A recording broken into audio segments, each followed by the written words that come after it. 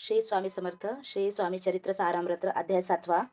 ओ श्री गणेशाय नमः. जय जयाजी निर्गुणा, जय जयाजी सनातना, जय जयाजी अघहरणा लोकपाला सर्वेश अक्कलकोटी मालोजी गणपती समर्थ चरणी जयांची भक्ती स्वहस्ते सेवा नित्य करीती जाणून येती परब्रह्म वेदांत आवडे तयासी श्रवण करीती दिवस निशी हेरळी कराधिकी शास्त्राशी वेतने देऊनी ठेवले त्या समयी मुंबापुरी विष्णुभुवा ब्रह्मचारी प्राकर्त भाषण वेदांतावरी करुणी लोका उपदेशिता त्यासी आणावे अक्कलकोटी हेतू उपजला नरपापोटी बहुत करुणी खटपटी भुवांसी शेवटी आणील रात्रंदिन नरपमंदिरी वेदांत चर्चा ब्रह्मचारी करीती तेने अंतरी नरपती बहु सुखावे ख्याती वाढली लोकांत स्तुती करीती जन समस्त सदा चर्चा वेदांत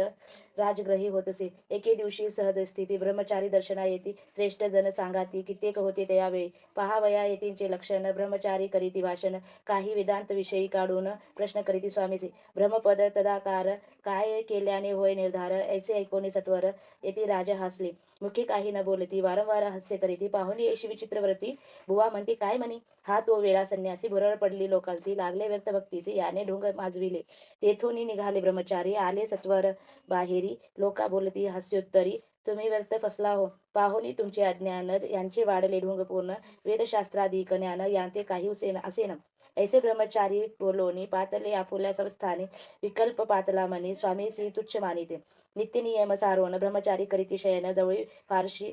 दोघे जण तेही निद्रिस्त झाले. निद्रा लागली बुवासी लोटलिया काही निशी एक स्वप्न त्यांचे चमत्कारिक पडलेसे आपल्या अंगावरी वृश्चिका एकाएकी चढले असंख्य महाविषारी त्यातून एक दंश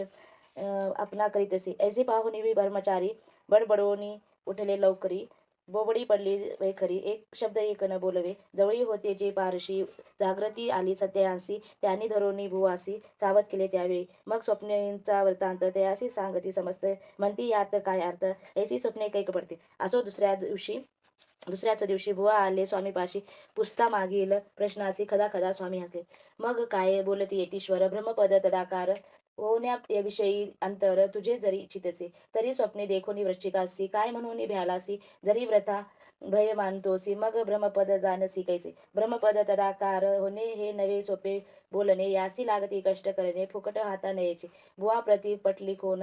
धरिले तत्काळ स्वामीचरण प्रेमाश्रोनी भरले नयन कंठ आला